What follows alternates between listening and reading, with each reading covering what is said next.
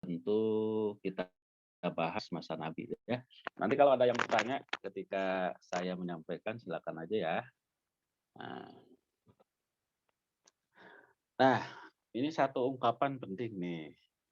Jadi, Islam itu lahir Islam itu lahir bukan pada ruang hampa budaya, ya. Artinya ketika Islam itu muncul di Mekah, di Jazirah Arab, masyarakat Arab tentu sudah memiliki seperangkat budaya, ya. Karena manusia itu makhluk budaya, maka pasti di setiap kelompok masyarakat pun semuanya memiliki budaya budaya tertentu. Maka Islam lahir itu bukan pada masyarakat yang hampa budaya. Nah, nah maka ketika Islam lahir terjadi dialog interaksi antara Islam dengan budaya yang ada, ya, antara Islam dengan budaya yang ada pada masyarakat Arab. Nah, saya tadi sampaikan bahwa masyarakat Arab ya sudah memiliki budaya budaya tertentu dalam berbagai hal. Jadi eh, masyarakat Arab kan sudah memiliki tradisi berkenaan dengan jual beli. Masyarakat Arab sudah memiliki tradisi berkaitan dengan sewa menyewa, muzaroah, muhobaroh. Mereka sudah memiliki tradisi itu. Masyarakat Arab juga sudah memiliki tradisi berkaitan dengan perkawinan. Ada hukum adat tertentu, ada hukum aturan tertentu yang mereka miliki berkaitan dengan perkawinan. Nah, mereka memiliki seperangkat aturan tertentu berkenaan dengan waris. Ya, mereka memiliki seperangkat aturan tertentu yang berkaitan dengan masalah pidana, ya, yang berkaitan dengan masalah pidana. Nah, mereka memiliki seperangkat aturan tertentu dalam banyak hal, ya, dalam banyak hal. Nah, makanya tadi saya sampaikan ketika Islam lahir itu bukan pada ruang hampa budaya.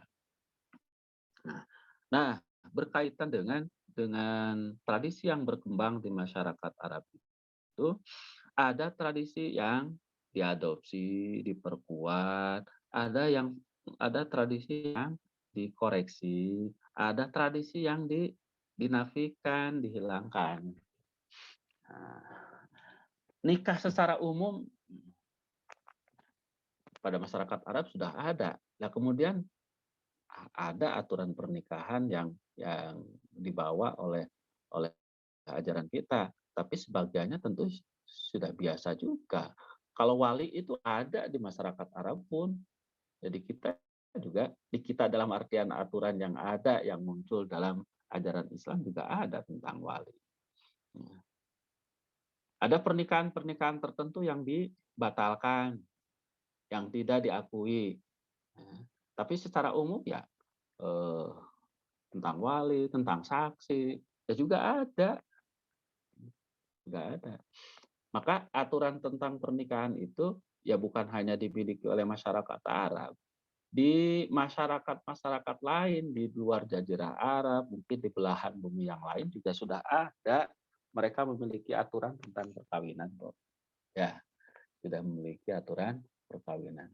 Nah, mungkin mengapa perlu kita singgung yang seperti ini? Ya, jangan sampai kita itu terasing dari tradisi yang lain, dari tradisi sebelumnya, seakan-akan yang seperti ini tuh hanya milik kita gitu ya. Nah, yang seperti ini tuh hanya milik kita, padahal yang mirip-mirip dengan ini juga sudah ada. Kalau dalam masalah wakaf misalnya, salah satu bentuk wakaf itu wakaf dini itu wakaf keagamaan, ya, wakaf keagamaan. yang bentuknya misalnya wakaf masjid, ya bentuk yang sejenis itu kan juga dimiliki oleh orang Yahudi, orang-orang Nasrani. Mereka juga kan punya pura, punya punya apa? Punya gereja yang status tanah dan bangunannya kan mirip dengan wakaf. Itu milik umat, ya masjid milik umat Islam, ya gereja milik umat Kristiani, kira-kira begitulah. Ya. Jadi jangan sampai kita nih memiliki wakaf, memiliki konsep wakaf.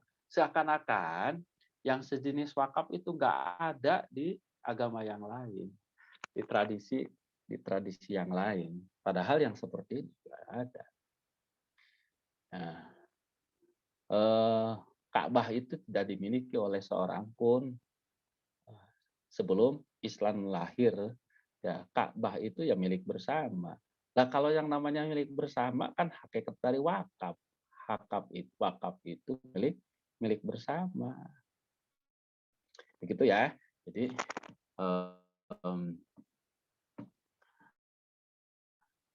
terjadi dialog interaksi antara Islam dan budaya yang ada pada masyarakat Arab. Tentang masalah warisan juga begitu, sudah ada tradisi waris mewarisi pada masyarakat Arab sebelum Islam. Nah, tapi dalam beberapa hal ya ada koreksi. Nah, ada koreksi. Kalau pada masyarakat Arab secara umum sudah ada aturan tentang warisan. Nah, ada yang dikoreksi tentang apa? Tentang aturan waris untuk perempuan. Perempuan itu pada masyarakat Arab tidak menerima warisan. Ya, untung Novi lahir di mana di Indonesia, terus sekarang lagi lahirnya gitu ya. Kalau lahir di masyarakat Arab zaman dulu, ya, Novi itu nggak akan dapat warisan, malah akan diwarisi tuh, ya, akan diwariskan. Kenapa? Nah, bisa jadi apa ya? Bisa jadi misalnya nih Jenito. Nah, Jenito tuh punya istri 16, ya, punya istri 16. Punya istri 16. Nah, Nito kan meninggal, ya, meninggal. Usia berapa? Usia 65 tahun meninggalnya. Ya kalau istri pertamanya sih kan usia 63 tahun istri pertama. Tapi istri yang ke-16 nah kan baru 19 tahun, ya. Baru mau masuk kuliah gitu ya, baru 19 tahun. Itu istri ke-16. Kenapa Pak sampai 16 nggak sampai 4? Nah, kan sebelum Islam kan boleh sampai berapapun.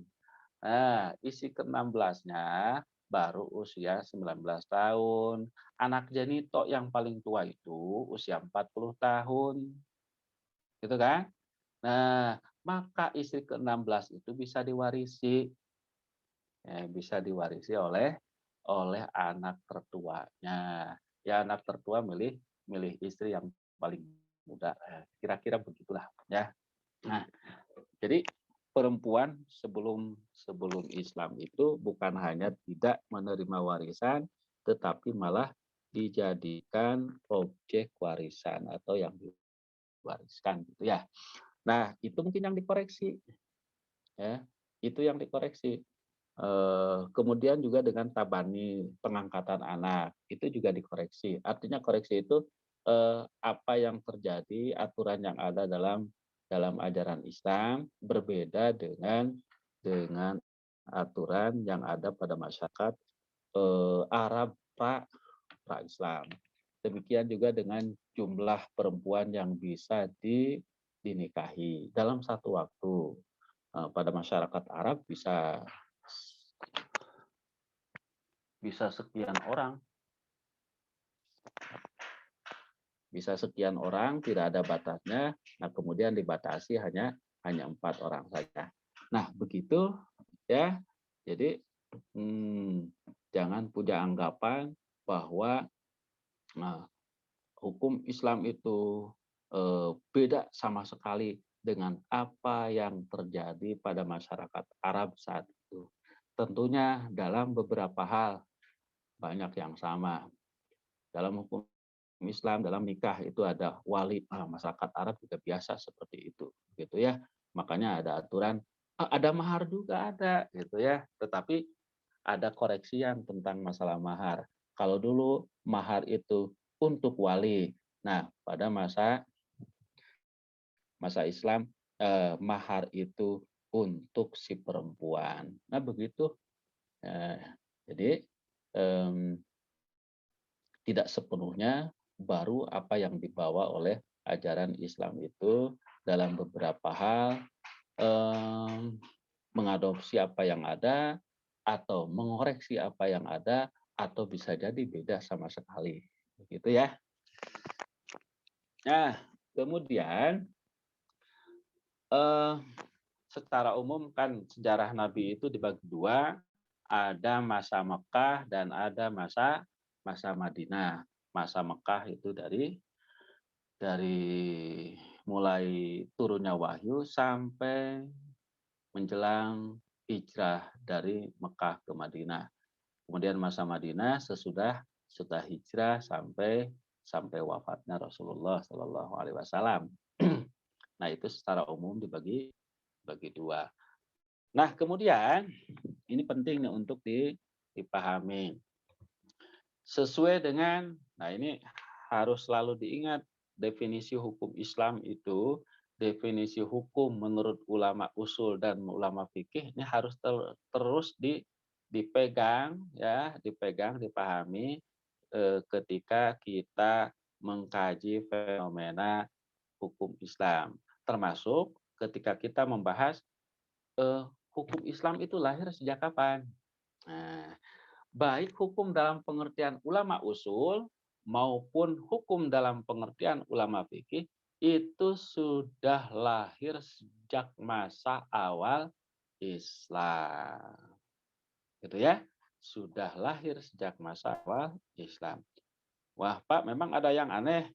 Ya, tentu kalau kita mengikuti diskusi lanjutan tentang ini, ada pernyataan dari orang-orang barat, dari para pengkaji hukum Islam di dunia barat yang mengatakan bahwa hukum Islam itu baru lahir pada abad kedua Hijrah.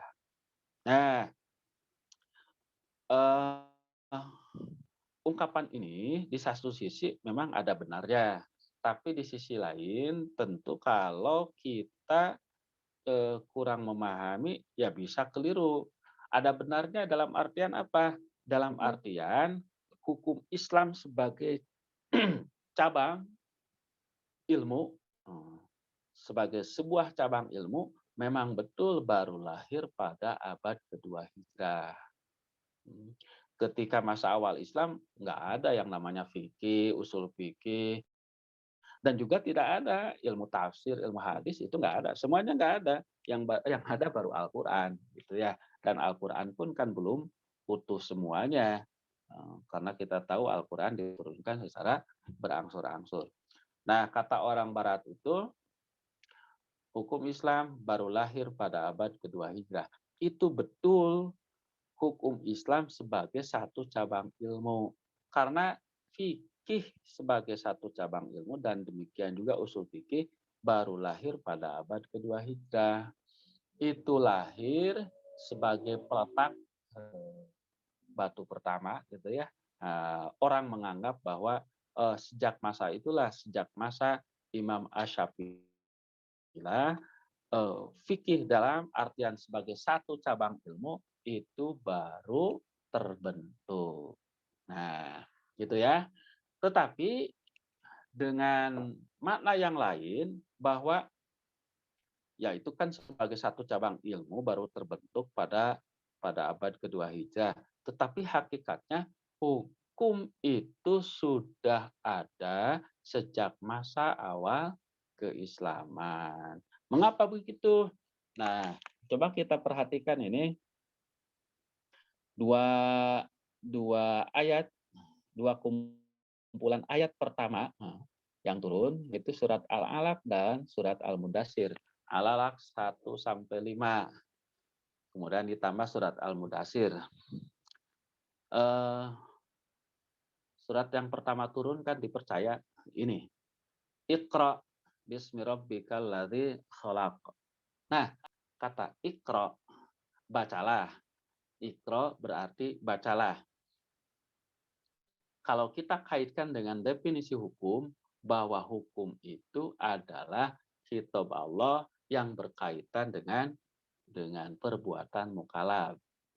Nah, lafaz pertama dari surat pertama ini, dari ayat pertama ini adalah Iqra. Iqra itu bacalah. Nah, ini berkaitan dengan perbuatan manusia. Perbuatan apa? Ya perbuatan membaca. Membaca apa? Ya membaca apa saja. Orang bisa mempersempit makna membaca dalam artian membaca Al-Quran, membaca teks, membaca nas, atau ada orang yang berusaha memperluas makna baca itu dengan melakukan penelitian. Itu juga dalam rangka membaca. Melakukan ya pembacaan, baca langsung begini juga membaca. Walaupun dalam artian sempit sampai arti yang luas, nah membaca itu kata kerja. Karena membaca merupakan satu perbuatan, itu artinya aturan tentang perilaku, suruhan untuk melakukan sesuatu, itu sudah sejak pertama kali ayat Al-Quran itu turun. Gitu ya. Nah, demikian juga dengan Al-Mudassir, ketika Rasulullah SAW itu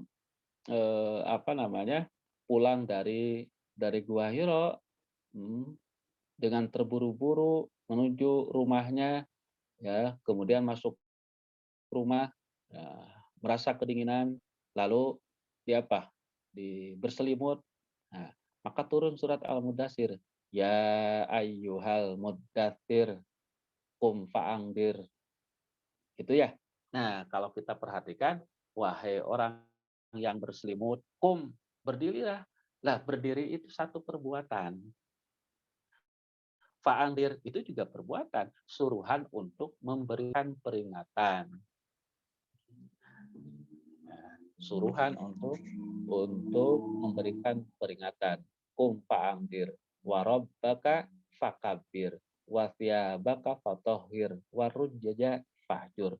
Itu semuanya perintah itu. Perintah untuk melakukan satu perbuatan. Sementara semua perbuatan manusia itu ada hukumnya. Gitu ya. Maka ketika kenapa baca buku? Ya karena baca buku itu diperintah. Diperintah oleh apa? Ya oleh Al-Qur'an. Allah yang memerintahkan saya untuk membaca. Apa dalilnya? La Iqra. Nah, ketika Anda mengatakan saya wajib membaca, harus membaca. Nah, kata harus, kata wajib itu adalah hukum. Apa dalilnya? Iqra. Iqra itu ayat pertama turun. Begitu ya. Jadi hukum Islam itu lahir sejak masa awal. Bahkan ayat pertama dari Al-Quran yang turun itu berkaitan dengan hukum. Gitu ya.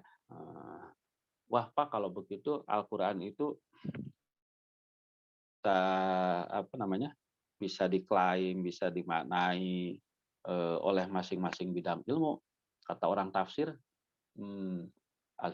bagian ilmu tafsir, ini ayat Al-Quran berkaitan dengan ini nih, kata mungkin dengan kajian yang berbeda gitu ya. Kata orang pendidikan, kata ahli pendidikan, ini berkaitan dengan pendidikan nih ayat pertama turun. Ya memang begitu. Satu ayat Al-Quran itu bisa dipahami secara berbeda, salah satunya karena bidang yang berbeda yang dimiliki oleh pembaca. Ya, nah, bagi orang pendidikan, ini ayat pendidikan nih yang pertama turun. Bagi orang hukum, ini ayat pertama turun berkaitan dengan masalah hukum, karena itu berkaitan dengan perbuatan manusia. Itu ya. Nah, kalau belum ada yang bertanya, Catat aja dulu pertanyaannya. Ya, satu slide saya berhenti dulu. Nah, kemudian pemegang kendali hukum dalam artian bahwa yang memutuskan hukum saat itu ya Nabi sendiri. Nabilah yang memutuskan hukum untuk sesuatu. Nah, ketika Nabi itu berada di Mekah, yang masa Mekah, posisi Nabi itu sebagai tokoh masyarakat, ya, sebagai tokoh masyarakat. Paling tidak, Nabi itu sebagai tokoh bagi kelompok Muslim. Ya, Nabi itu sebagai tokoh bagi kelompok Muslim. Nah, itulah posisi Nabi di masyarakat pada saat itu. Nah, karena saya keluar nih barusan. Ini siapa yang jadi host lagi nih? Nah, jadikan lagi saya host ya.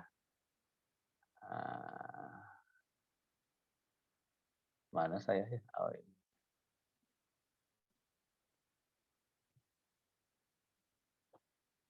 Nah, iya ya. Nah.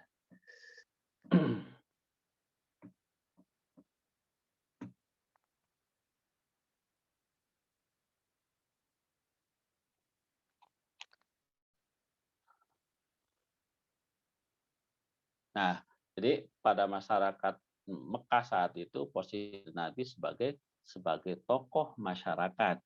Nah, kemudian ketika Nabi dan para sahabat hijrah ke Madinah dan di situ ada kesepakatan antara masyarakat Madinah dengan Nabi dan para sahabat, kemudian kesepakatan antara kelompok Muslim dan kelompok yang lain, maka Nabi saat itu sudah menjadi pimpinan satu negara, ya negara Madinah. Gitu. Nggak ada sebutan negara Islam ya, negara Madinah saat itu. Nah, maka harus kita pahami posisi Nabi saat itu tidak seperti ketika Nabi berada di Mekah. Nabi sebagai pimpinan. Ya kalau sekarang ya sebagai presiden lah, ya. Nabi sebagai presiden yang memutuskan persoalan-persoalan.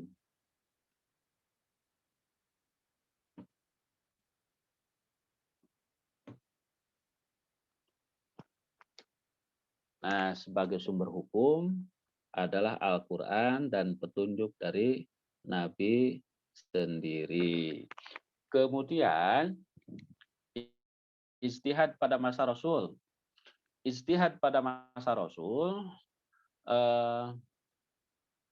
yang pertama, ijtihad Rasul sendiri. Apakah Rasul itu berijtihad atau tidak? Ya, poin-poin yang saya sampaikan silakan aja dicatat ya. Apakah Rasulullah SAW itu berijtihad? Nah, paling tidak di sini ada dua pandangan. Yang pertama, mereka para ulama yang mengatakan kalau Rasul itu tidak berijtihad. Karena yang namanya ijtihad itu bisa salah, bisa benar. Rasul itu hanya penyampai wahyu, hanya penyampai ajaran dari Allah Subhanahu wa taala. Maka Rasul tidak berijtihad. Karena ijtihad tadi bisa salah, bisa benar. Maka masa ajaran Rasul ada yang salahnya gitu ya. Maka masa yang dibawa Rasul itu ada mengandung kesalahan. Nah, inilah pendapat sebagian para ulama. Sementara pendapat yang kedua bahwa Rasulullah SAW itu berijtihad juga. Nah, bagaimana dengan pertanyaan tadi bahwa kalau ijtihad pastinya Rasul pernah salah? Ya memang Rasul pernah salah. Nah, kok begitu? Ya, kekeliruan Rasul itu bahkan disebutkan dalam Al-Quran. Rasul itu pernah dikritik kok oleh Al-Quran, pernah diluruskan oleh Al-Quran. Itu artinya kan Rasul pernah salah. Nah, apa? Surat apa? Abasa ya? abasa wa tawalla dan seterusnya itu kan itu salah satu cerita tentang pelurusan apa yang dilakukan oleh Rasulullah Shallallahu Alaihi Wasallam. Nah,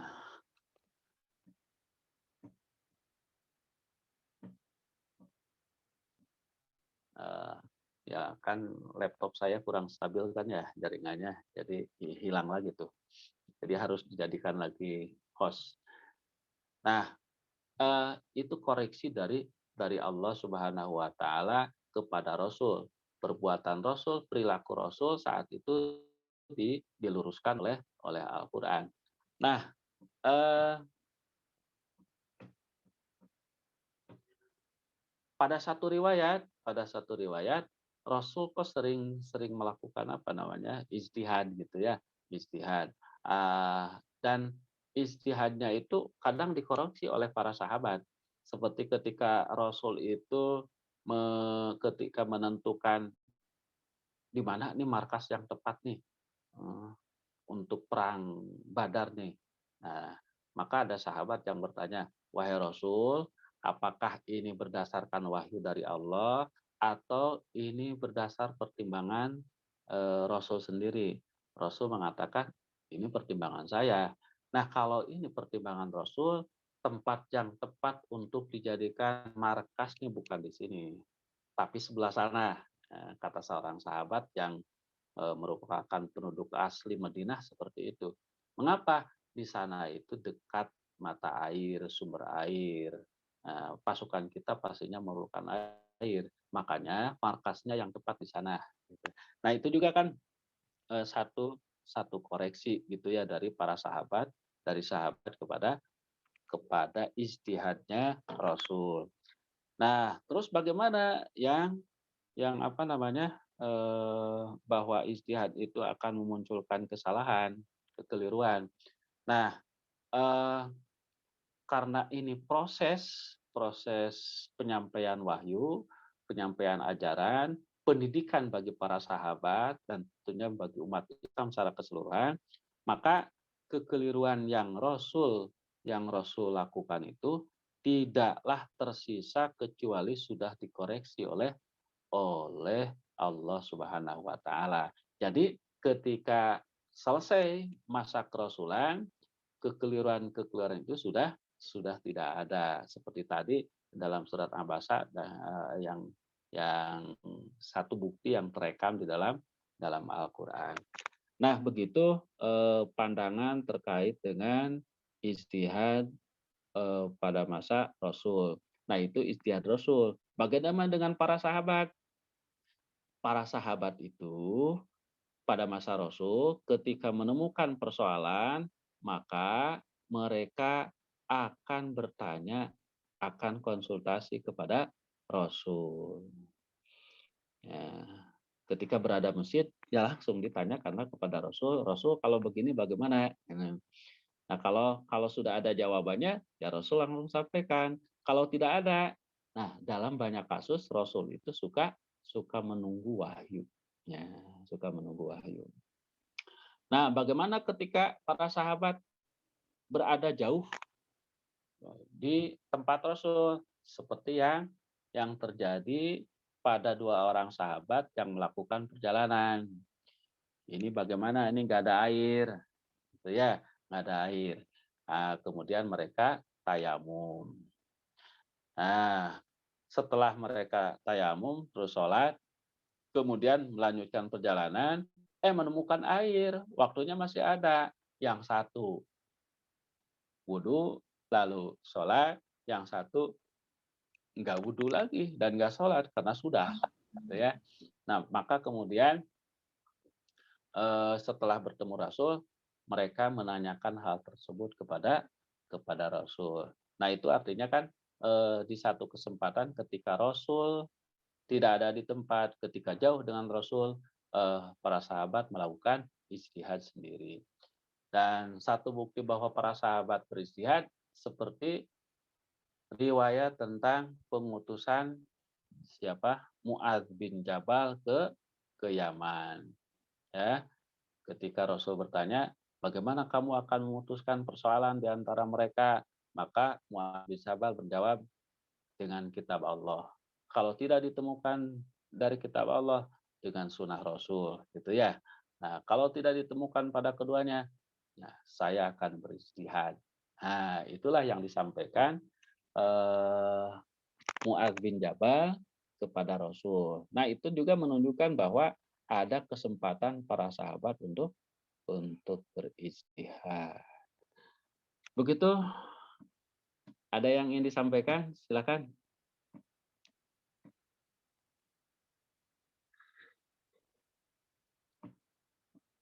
Ada yang ingin sampaikan? Yuk.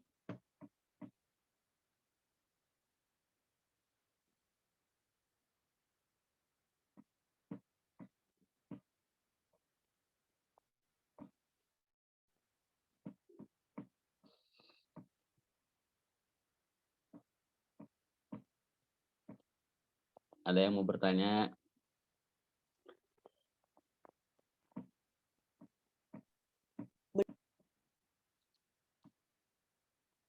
Ini saya bahas kan hanya poin-poinnya saja ya. Hanya poin-poinnya saja.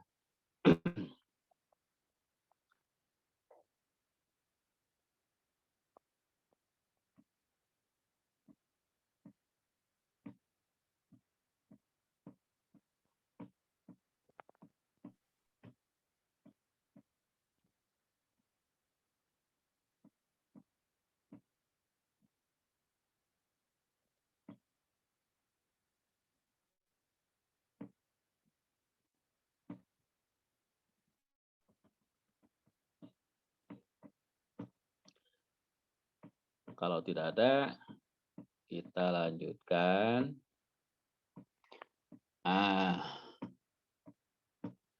Kita beralih ke masa Khulafaur Rasyidin. Masa Khulafaur Rasyidin. Nah, tentu ada perbedaan antara masa Rasul dengan masa Khulafaur Rasyidin. Yang pertama terkait Al-Quran dan hadis. Nah, pada masa Rasul, Al-Quran kan sedang proses turun. Al-Quran sedang proses turun. Pada masa Khulafaur Rasyidin, pada masa Abu Bakar, justru terjadi peristiwa besar berkenaan dengan Al-Quran. Pada masa Rasul, Al-Quran itu masih ditulis di pelepah kurma, daun lontar, begitu ya, yang masih berserakan. Nah, masih berserakan, tidak tersusun rapi seperti mushaf. Nah, maka pada masa Abu Bakar dengan pertimbangan yang disampaikan oleh Umar bin Khattab, maka kemudian Al-Quran itu diusulkan untuk dijadikan satu mushaf. Nah, awalnya ini terjadi diskusi cukup keras gitu ya, karena tidak mudah juga Umar bin Khattab meyakinkan Abu Bakar untuk menerima usulan pembukuan Al-Quran itu. Nah, setelah ada pembicaraan antara Umar, Abu Bakar, dan Zaid bin Sabit, maka kemudian disetujui kalau Al-Quran itu dibukukan. Nah, tentu bagi kita sekarang yang sudah melihat Al-Quran dalam satu mushaf mungkin merasa aneh gitu ya, merasa aneh kalau Al-Quran dulu eh, tidak dibukukan, terus ada usulan itu kok tidak langsung diterima gitu ya. Nah, alasan Abu Bakar itu apa? Nah, saya tidak akan melakukan sesuatu yang tidak dilakukan oleh Rasul. Pembukuan Al-Quran tidak dilakukan oleh Rasul. Maka awalnya Abu Bakar bersikukuh untuk tidak melakukannya. Demikian juga dengan Zaid bin Sabit. Berkenaan dengan hadis bagaimana? Kita juga tahu. Kalau sekarang mungkin hadis itu sudah ada hadis Bukhari, hadis Muslim, hadis At-Tirmidzi, Abu Daud gitu ya. Ya saat itu nggak ada. Al-Bukhari, Imam Bukhari kan belum muncul. Nanti belakangan masih lama gitu ya Imam Bukhari. Nah, maka kitab Sahih Bukhari belum ada. Terus hadis bagaimana? hadis ada pada hafalan para sahabat. Ya, hadis itu ada pada hafalan para sahabat. Kalau Al-Quran dibukukan, maka hadis justru ada larangan untuk menuliskan secara formal terkait hadis. Nah, maka apa namanya, hadis itu hanya ada pada hafalan para sahabat. Walaupun sebagian dari sahabat ada yang menuliskan, gitu ya, ada yang menuliskan hadis itu. Kemudian poin selanjutnya, nah, pemegang kendali hukum. Kalau masa Nabi Muhammad SAW itu kan satu sebagai utusan Allah, yang kedua sebagai pemimpin umat. Nah, ketika Nabi wafat, maka tidak ada orang yang memiliki kekuasaan penuh untuk menentukan hukum, gitu ya. Nah, jadi ketika Nabi masih ada, banyak tokoh para sahabat, ada Abu Bakar, Umar, Utsman, Ali, Muhammad, Abdullah bin Umar, ada Abdullah bin Mas'ud dan seterusnya, banyak para sahabat, Abu Hurairah dan seterusnya, Salman Al-Farisi, gitu ya. Nah, tetapi mereka kan setara sejajar, di atasnya masih ada Rasul. Maka ketika ada persoalan, ya tanyakan kepada Rasul. Ketika masuk masa sahabat, nah yang di puncak ini nggak ada, Rasul sudah tidak ada. Sehingga para sahabat ini dalam posisi setara. Ya, para sahabat ini dalam posisi setara. Abu Bakar, Umar, Utsman, Ali, Abdullah bin Mas'ud, Abu Dzar Al-Ghifari, Salman Al-Farisi dan seterusnya, ya Zaid bin Sabit, itu dalam posisi setara. Tidak ada yang memiliki hak prerogatif untuk menentukan hukum. Ya, para sahabat memiliki hak dan kedudukan yang sama.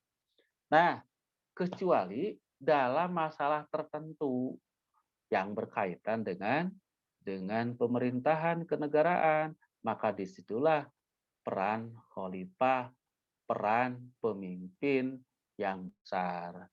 Kalau dalam masalah ibadah, yang itu masalah privat, masalah masing-masing individu, siapapun bisa berpendapat, berijtihad. Maka kita temukan, dalam masalah berapa masa idah bagi perempuan yang ditalak oleh suaminya. Ya, Abdullah bin Mas'ud mengatakan itu bukan Abdullah bin Mas'ud, ya. Abdullah bin Mas'ud mengatakan bahwa itu adalah 3 kali haid. Sementara Zaid bin Sabit mengatakan itu 3 kali suci. Nah, kalau Rasul masih ada, misalnya ada sahabat yang bingung, langsung konfirmasi kepada Rasul. Rasul, ini gimana ini tentang masa idah yang seperti ini? Yang benar yang mana? Nah, ada yang berperan sebagai pemutus final tentang satu masalah. Ya. Tetapi ketika Rasul sudah tidak ada, muncul masa sahabat, tidak ada yang memiliki posisi seperti itu. Sehingga para sahabat yang setuju dengan pendapatnya Abdullah bin Mas'ud, ya akan mengatakan bahwa masa idahnya itu adalah 3 kali haid. Para sahabat yang dekat yang setuju dengan Zaid bin Sabit ya mengatakan bahwa masa idahnya 3 kali suci.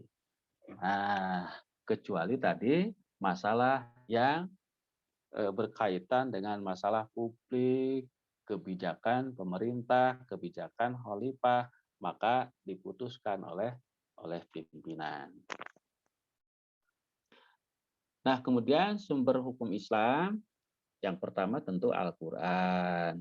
Hadis seperti yang tadi kita ketahui masih berserakan di hafalan para sahabat, belum dibukukan dalam kitab-kitab hadis seperti yang kita lihat sekarang. Rokyu, yang dimaksud rokyu di sini adalah pemikiran, tentu bukan pemikiran bebas tanpa dasar, ya, bukan pemikiran bebas tanpa dasar, tetapi eh, apa namanya? Namanya para sahabat itu orang yang menyaksikan, menyimak turunnya Al-Qur'an secara langsung, menerima langsung dari Rasul, lalu mereka juga paham betul bahasa Arab gitu ya. Maka ketika menemukan masalah, mereka beristihad, mengambil hukum dari Al-Quran dan hadis. Nah, dikenal saat itu dengan sebutan ro'yu. Nah, nah eh, ketika kita belajar usul fikih semester yang lalu, eh, kan ada banyak metode tentang kias, istisan, istisah, dan seterusnya. Apakah mereka menggunakan itu? Ya sangat mungkin mereka menggunakan itu. Tetapi istilah-istilah metode pendekatan itu belum muncul saat ini. Kan ilmu usul fikih juga belum lahir. Gitu ya. Pada masa ini ilmu usul fikih belum lahir. Maka yang ada adalah ro'yu penalaran. Maka seperti yang suka saya sampaikan, ya, usul fikih itu melatih cara berpikir kita dalam menyelesaikan permasalahan yang kita hadapi. Dari mulai permasalahan yang rumit, masalah masyarakat yang luas, sampai masalah keseharian kita. Nah, itulah ro'yu. Yang kedua adalah ijma. Sebenarnya ijma ini adalah bisa jadi berasal dari ro'yu. Ro'yu itu kan pemikiran individual ya, pemikiran individual. Nah, bisa jadi berasal dari ro'yu ini, dari ijtihad sendiri, lalu kemudian diketahui banyak orang, lalu disepakati. Itulah ijma. Nah, itulah ijma. Bisa jadi proses ijma ini modelnya top down gitu ya. Idenya berasal dari elit kekuasaan, dari khalifah, kemudian tidak ada para sahabat, para sahabat, para tabiin yang ada, para sahabat ya, ini kan masa sahabat, para sahabat senior yang memiliki kemampuan untuk berijtihad, yang menyangkal itu, nah maka terjadilah ijma. Begitu. Yang lain.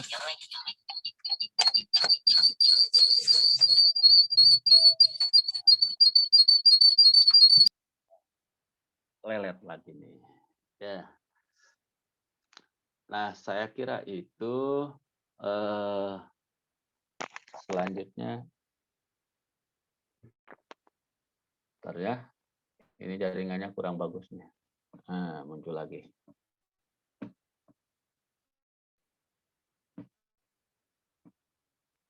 Nah, harus disetting lagi nih. Ya, Pak, sebentar. Siap. Nah, itu sumber hukum Islam ya. Sumber hukum Islam seperti itu. Sekarang kita masuk pada contoh-contoh ijtihad yang dilakukan oleh para sahabat, para khalifah ya, masa Khulafaur Rasyidin ini.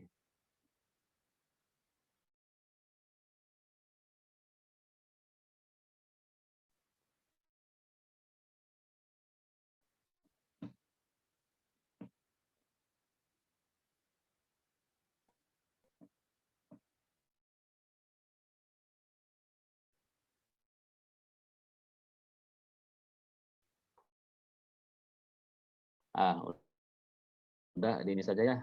Saya lisan saja berarti.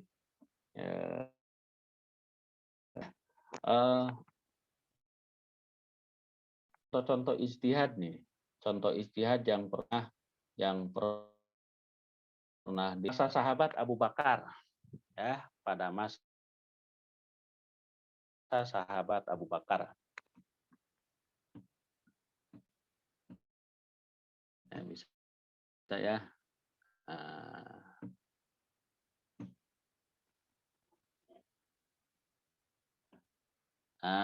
Pada masa sahabat Abu Bakar tentang harta peninggalan Nabi. Abu Bakar memutuskan bahwa ahli waris Nabi itu tidak berhak mendapatkan warisan. Nah, ini salah satu pemicu kurang harmonisnya hubungan Abu Bakar dengan Siti Fatimah putri Rasulullah Shallallahu Alaihi Wasallam. Nah, wah nggak bagus lagi nih. Ini salah satu isu pertama yang yang menjadi penyebab kurang harmonisnya hubungan antara Abu Bakar dengan Siti Fatimah, yaitu tentang masalah harta peninggalan. Di sini mereka memiliki dua pandangan. Kalau Siti Fatimah menganggap bahwa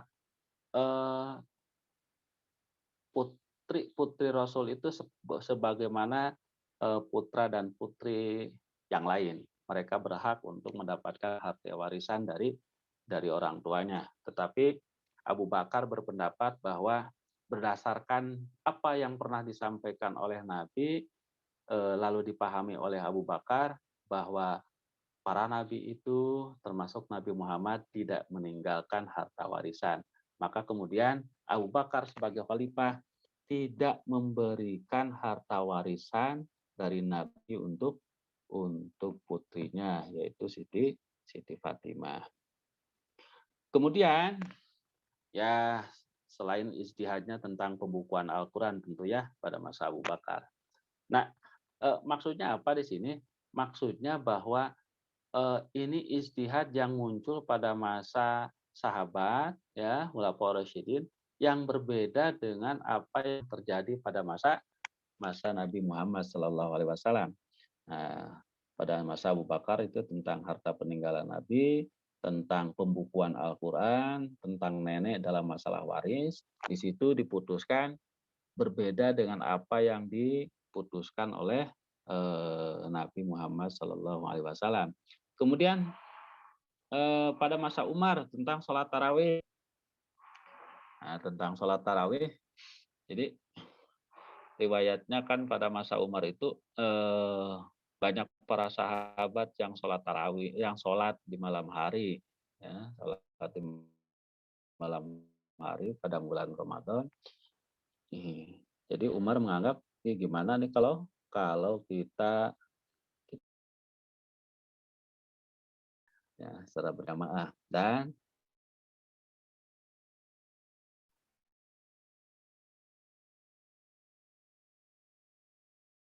rakaat. Nah, masa Rasul tidak seperti apa yang dilakukan oleh Umar. Ya, Gorowen itu suami, istri, ibu, ayah. Nah, kalau terjadi dalam warisan dengan ahli waris ini, nah itu akan memunculkan apa? Memunculkan keganjilan. Maka ada penyelesaian yang dikenal dengan istilah Gorowen pada masa Umar bin Khattab. Kemudian tentang talak tiga, ya, tentang talak tiga. Maksudnya talak tiga itu kalau masa sebelumnya, masa Nabi sampai masa Abu Bakar, ketika seorang suami mengatakan, saya jatuhkan talak tiga, maka yang berlaku itu satu, sehingga si suami masih bisa kembali kepada istrinya dengan cara rujuk. Nah, menurut pandangan Umar, ini keenakan nih seperti ini. Sudah sudah tanda petik memukul istri dengan talak tiga, tapi dengan mudahnya bisa kembali gitu ya. Maka ketika seorang suami mengatakan talak tiga, putusan Umar, maka dia itu betul-betul jatuh talak 3 kali, sehingga apa? Sehingga tidak boleh untuk kembali kepada istrinya. Gitu.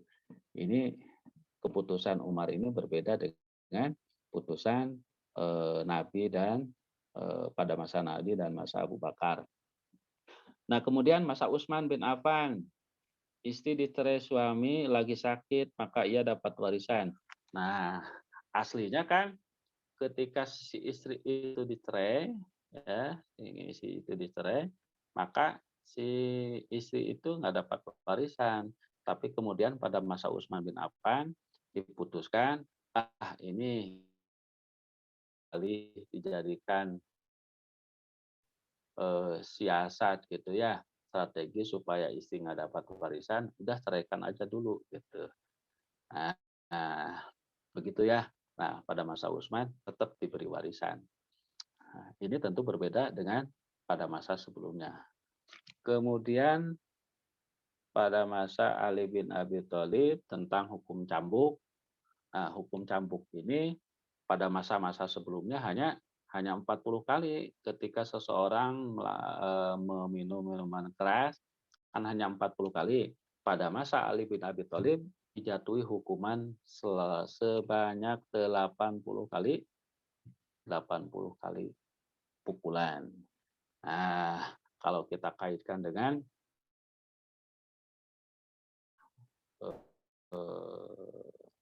hudud, ya, teori hudud, maka hadnya tetap 40 sebagai takzir, dan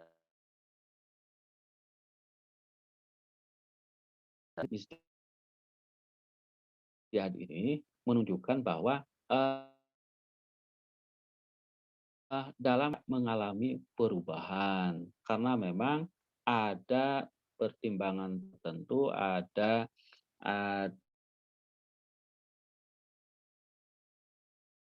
bukan perubahan terhadap suatu. Ketika saja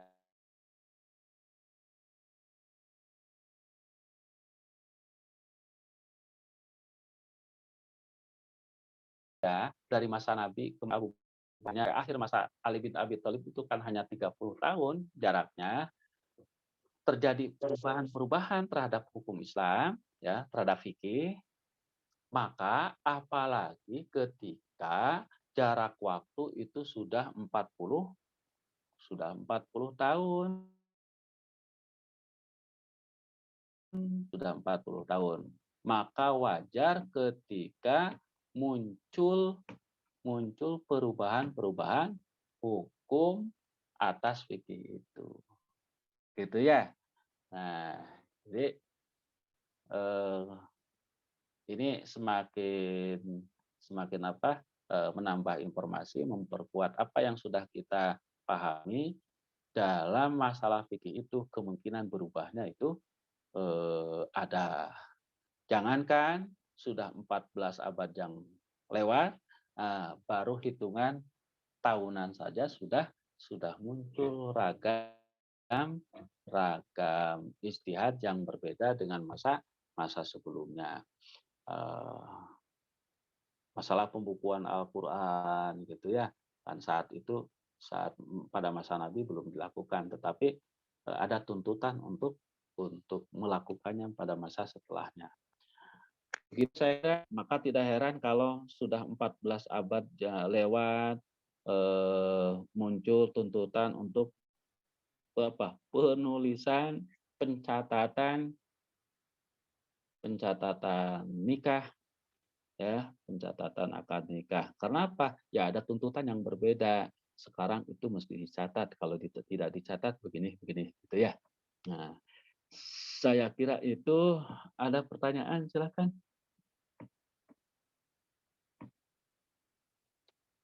Ada yang bertanya, silakan. Biar nggak capek saya. Silakan, ada yang bertanya, silakan.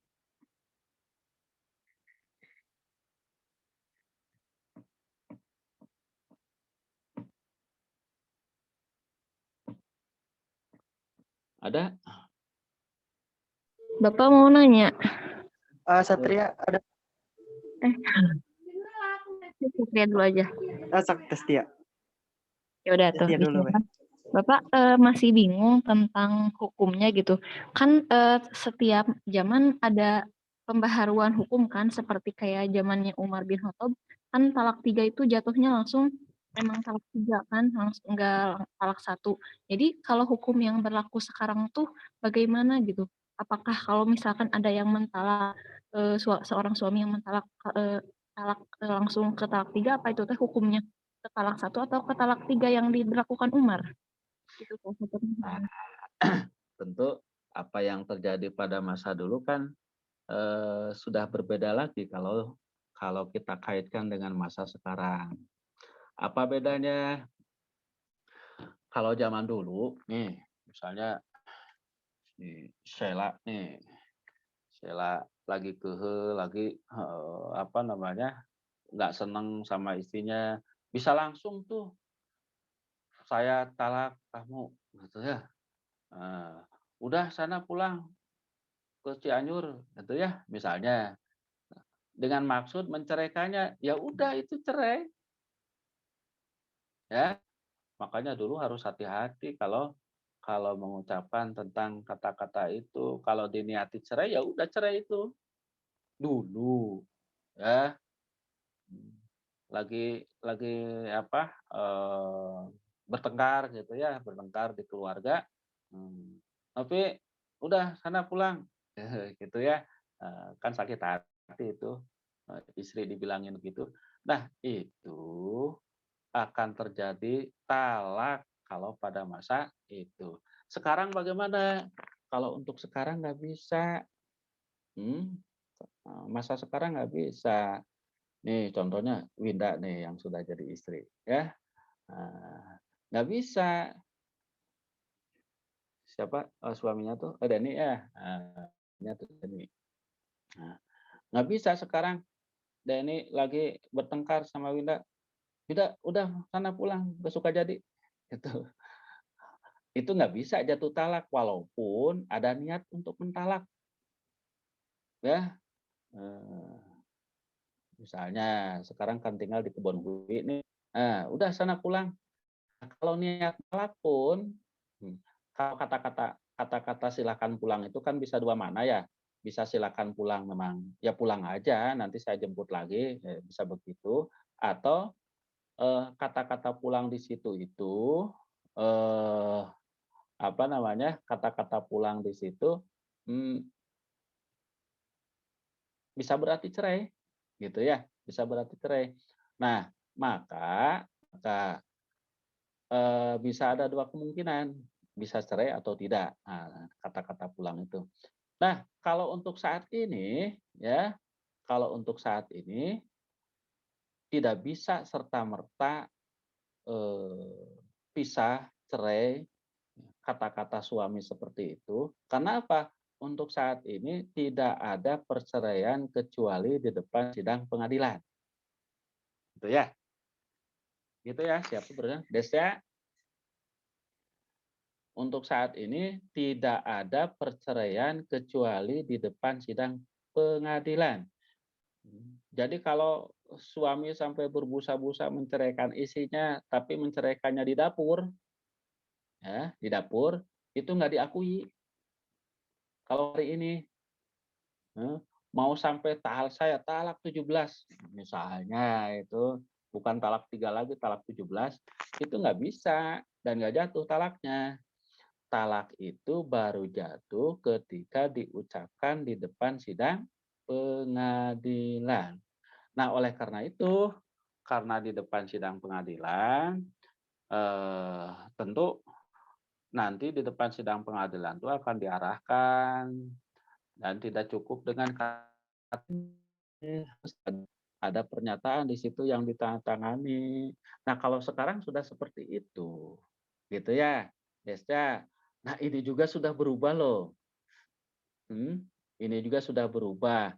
Nah, maksud saya, itu kan masa Nabi. Ketika seorang suami, saya talak 3 kamu. itu bilangnya itu di pasar atau di dapur, itu jatuh talak. Tapi satu, masa Umar berubah. Ucapan seperti itu tidak dihitung satu talak, tapi langsung dihitung 3. Gitu ya. Tapi tadi mengucapkannya eh, bisa di mana saja. Bisa di rumah, mengucapkan kata talak 3. Ya udah jatuh talak. Dan betul-betul talak 3 kalau masa Umar. Kalau hari ini perceraian itu tidak terjadi kecuali di depan sidang pengadilan. Maka eh, kalau mau cerai ya harus ajukan dulu ke pengadilan. Hmm. Seorang suami kalau mau menceraikan istrinya, nah ajukan ke pengadilan. Nanti pihak pengadilan akan memanggil para pihak, manggil istrinya, manggil suaminya untuk dipertemukan. Ya ada usaha damai dulu. Kenapa ada usaha damai? Ya dalam rangka mengamalkan hadis Nabi. Al-Ghadul halali indallahi at-tolak.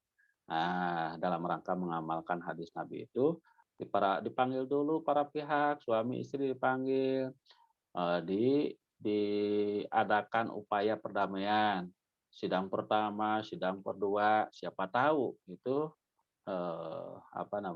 bisa bisa damai kembali, tidak terjadi talaknya, gitu ya.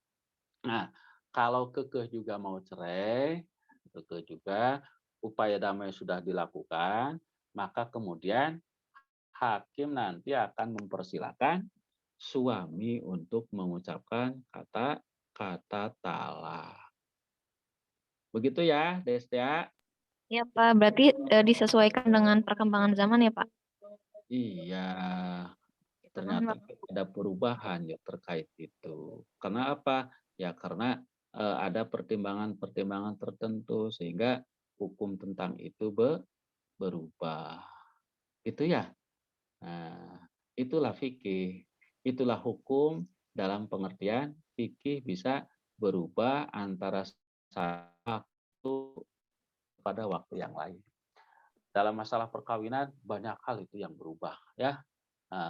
Dalam masalah perceraian, dalam masalah pencatatan, dalam masalah pembatasan usia pernikahan, banyak sekali yang berubah gitu ya. Dan itu jangan aneh. Jangan dianggap aneh. Sudah jarak 14 abad kita tuh.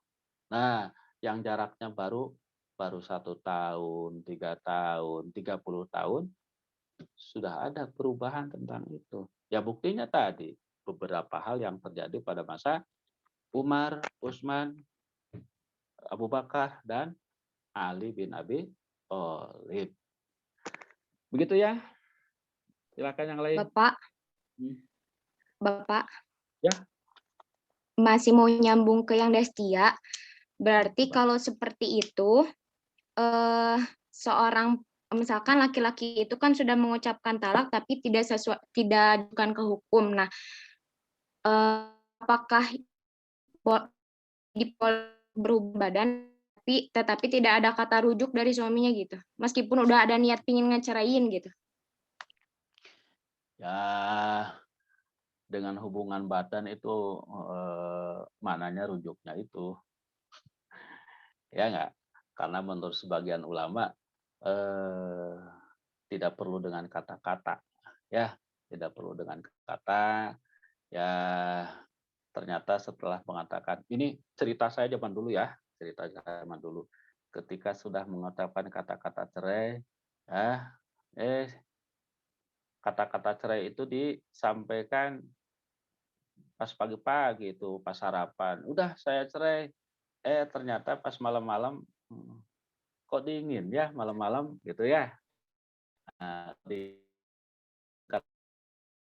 gitu ya, deketan lagi sama istri, nggak kata rujuk, langsung berhubungan dengan istri, ya udah itu bukti rujuknya gitu ya. Bukti dari suami kepada istri. Itu nanti kalau zaman dulu yang seperti itu dihitung 1 talak. Zaman dulu. Zaman dulu yang seperti itu dihitung satu talak. Minggu depannya lagi mengucapkan kata talak. "Oh, talak kamu," gitu ya. Malam-malamnya sama.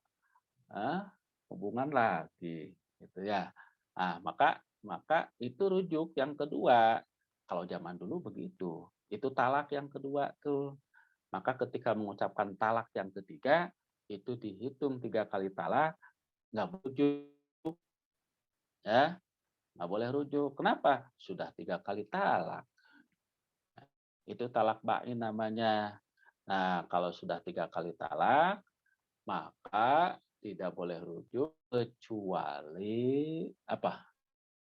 Kecuali si istrinya sudah nikah lagi dengan yang lain ya. Sudah nikah lagi dengan yang lain, lalu sudah cerai juga. Tapi nikahnya juga jangan settingan, harus betul-betul nikah gitu ya. Nggak bisa mau rujuk lagi, mau kembali lagi, tapi nggak bisa nyuruh orang lain. Nikahi istri saya biar saya bisa nikah lagi, gitu ya. Nikahi. Tapi awas ya, jangan diapa-apain gitu. Nah, yang seperti itu nggak boleh. Nah, siapa barusan tuh? Nida, Pak. Ya, Nida. Nah, itu yang seperti itu dulu begitu. Kalau sekarang kan perceraian seperti itu nggak dianggap. Tidak ada perceraian kecuali di depan sidang pengadilan. Maka walaupun sudah mengucapkan kata cerai, sekarang kan cerai yang seperti itu nggak dianggap. Ya, cerai seperti itu yang nggak dianggap.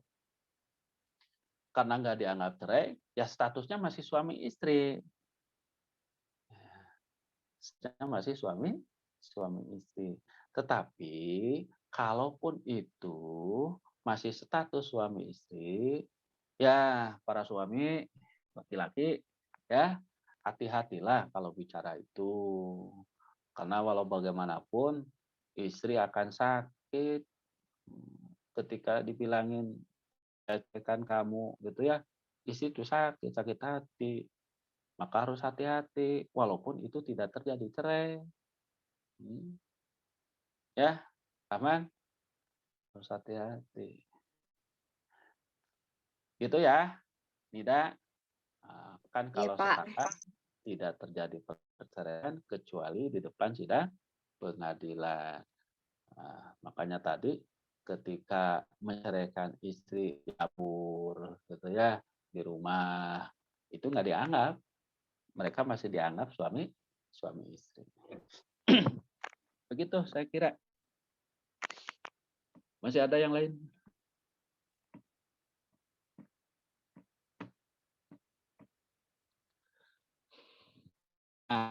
Poinnya hari ini saya kira tadi sudah saya sampaikan bahwa terjadi perubahan dalam masalah fikih, ya, terjadi perubahan dalam masalah fikih. Maka kalau hari ini ada perbedaan-perbedaan dengan apa yang dipahami oleh masyarakat zaman dulu, maka itu sangat memungkinkan karena beda waktu tahunan saja, belasan tahun, puluhan tahun, hukum itu bisa berubah, ya. Padahal itu berkaitan dengan masalah-masalah yang dekat dengan nas, ya, masalah talak, masalah apa namanya,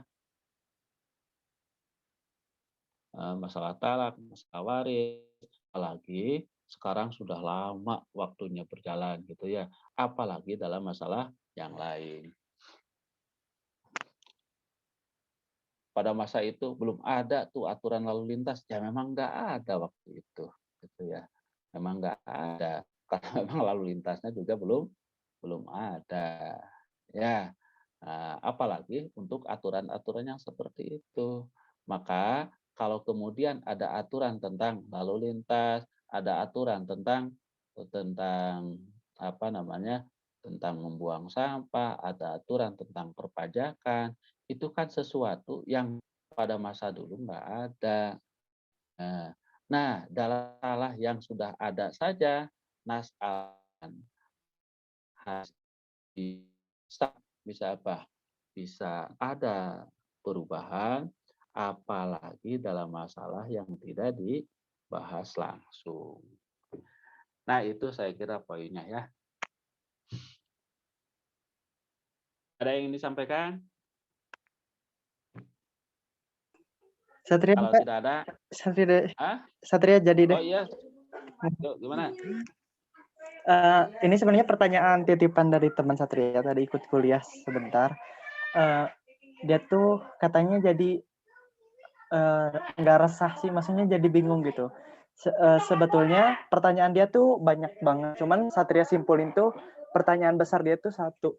Seberapa berpengaruhkah sebuah kebudayaan itu terhadap hukum gitu? Soalnya katanya Mbah dia beribadah atau berhukum ya hukum Islam.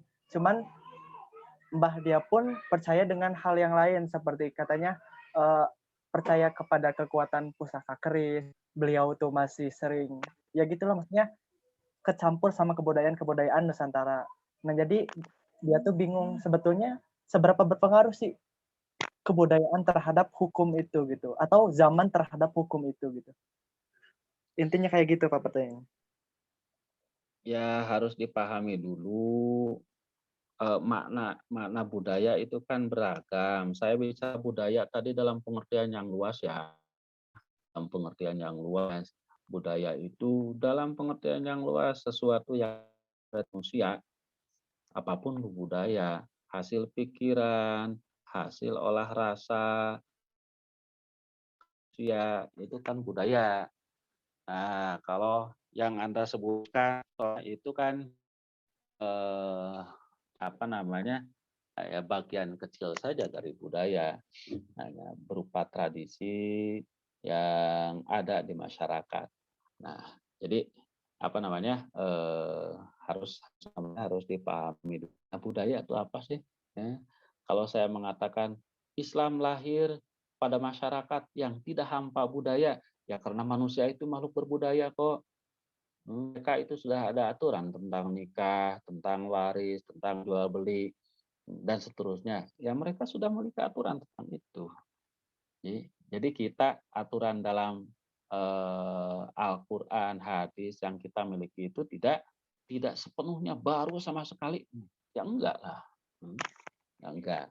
Makanya tadi saya contohkan masalah pernikahan. Ya tentang wali ya ada. Bukan baru sama sekali, ada tentang wali, tentang saksi, tentang mahar juga ada, tapi ada yang diluruskan, ada yang direvisi, ada yang dirubah total gitu ya. Nah, tentang banyaknya istri kan tadi direvisi saja, asalnya tidak terbatas, dibatasilah, paling banyak 4.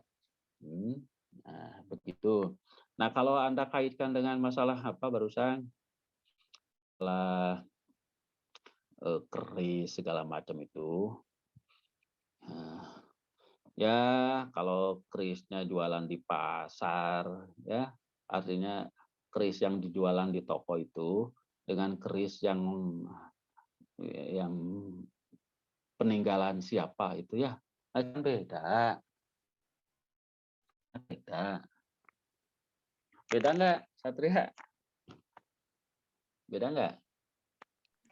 Iya beda Pak.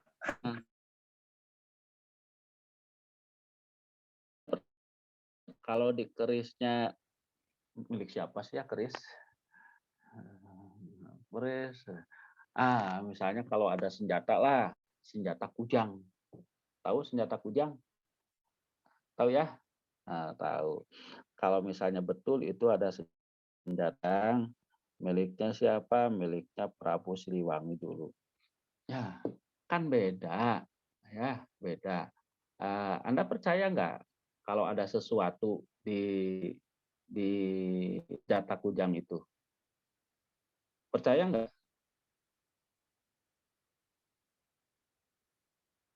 Satria?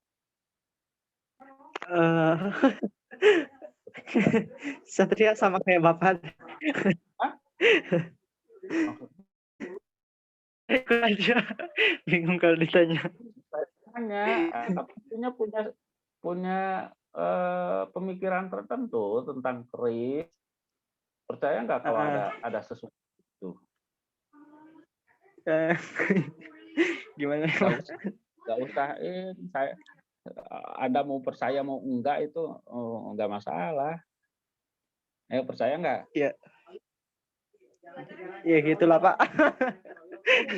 Apa kan biasanya nggak apa-apa. Asep mana? Nah, Pak. Ini ahli keris nih. Keris. Saya percaya nggak kalau di situ ada sesuatunya? Bisa jadi, Pak. Bisa jadi ya. Kenapa takut mengatakan bisa jadi? Ya kan bukan tidak mungkin berarti memang ada karomahnya gitu kan, para wali punya senjata misalkan ya Allah berikan karomahnya ke senjata itu gitu Pak. Kayak Asep Pak sama. Ente mah kalau ada teman baru ya. Senjatanya Prabu Siliwangi dengan kujang-kujangan yang dijual di toko itu kan beda. Anda percaya nggak kalau ada sesuatunya di situ? Saya biasa saja. Kalau ada sesuatu di situ, artinya sesuatu itu apa sih? Ada kekuatan yang lain yang ada di situ. Apakah dengan percaya dengan adanya kekuatan lain yang ada di situ itu merusak akidah? Ya enggak lah. Ya, enggak lah. Enggak. Kalau di satu rumah itu sudah lama ditinggali gitu ya, sudah puluhan tahun di situ. Lalu ada agak-agak angker di situ, ada makhluk lain di situ selain rumah. Percaya nggak? Saya percaya aja. Nah itu kan makhluk Allah juga. Makhluk Allah juga. Satu senjata keris kujang, di situ ada kekuatan yang tidak biasanya dibanding dengan lain, dengan senjata kujang yang lain, ya itu bisa saja. Ya, bisa saja. Jangankan begitu. Kalau dipukul oleh Deddy Corbuzier kan lumayan tuh ya, badannya begitu, dia ahli bela diri juga, dipukul oleh orang lain yang gedenya mungkin sama, tetapi kekuatannya beda, ya kita kan percaya jadi Corbuzier itu punya kekuatan lain, kekuatan lebih dari orang sebelah, orang yang satunya lagi. Kenapa? Ya karena dia latihan. Apakah itu merusak keyakinan kepada Allah? Kayaknya enggak juga. Enggak. Nah, jadi kalau selama bahwa kita percaya ada sesuatu di situ, ya itu juga makhluk Allah, enggak akan merusak akidah kita. Kita percaya kalau di pohon itu memang ada tanda petik ya penunggunya. Ya bisa saja itu. Bisa saja. Apakah merusak keyakinan kepada Allah? Ya enggak, itu makhluk Allah juga. Pohon makhluk Allah, jin yang suka senang tinggal di tempat itu juga makhluk Allah. Manusia memiliki kemampuan yang beda-beda, ya, memiliki kemampuan yang berbeda-beda. Ada yang bisa komunikasi dengan jin, ada orang yang bisa temenan dengan jin, ada orang yang bisa menundukkan jin, ada yang enggak. Ya kalau orang itu bisa memposisikan diri,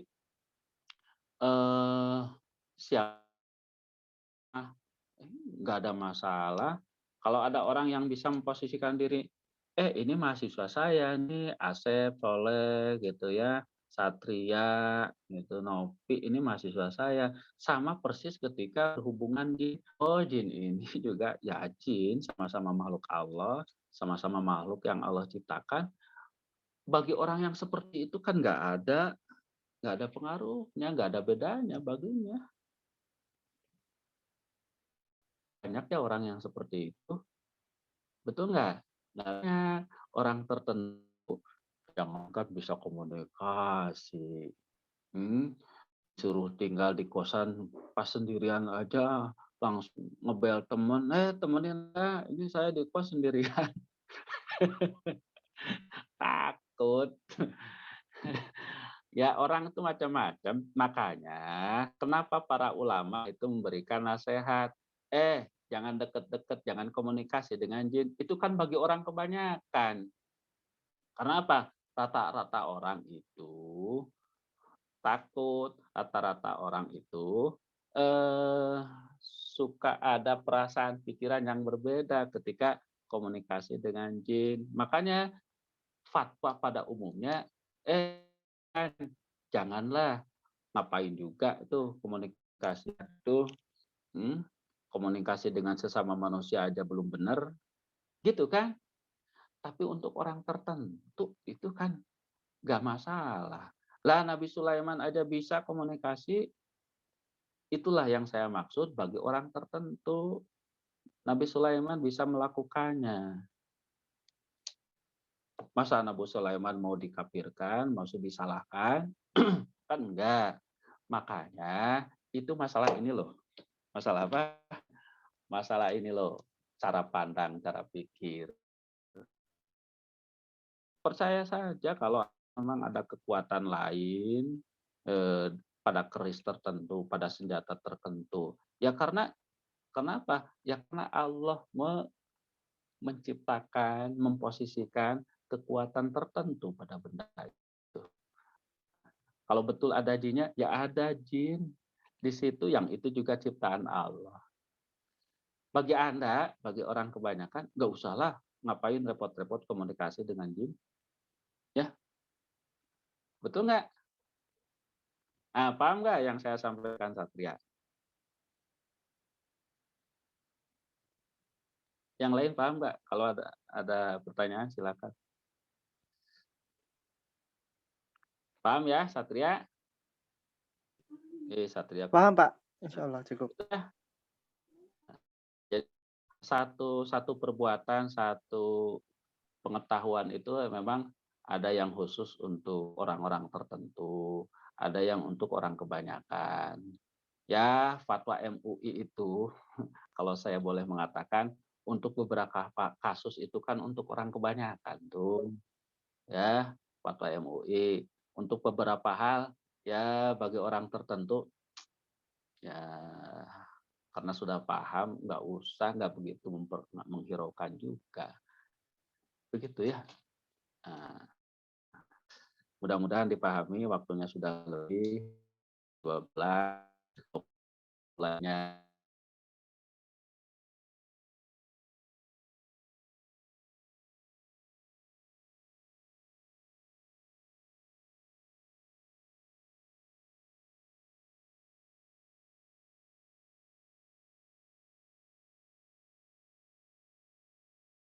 Apa yang kita bicarakan hari ini ada manfaatnya untuk kita semua. Mudah-mudahan kita semua sehat selalu, ya, jauh dari penyakit apapun. Mudah-mudahan orang kita diberi kelancaran dalam mencari rezeki, ya. Kita doakan mereka rezekinya lancar, yang sebagiannya untuk biaya kuliah kita. Kita akhiri dengan membaca hamdalah bersama-sama. Alhamdulillah. Amin. Assalamualaikum warahmatullahi wabarakatuh. Waalaikumsalam warahmatullahi wabarakatuh. Terima kasih, Bu. Bapak.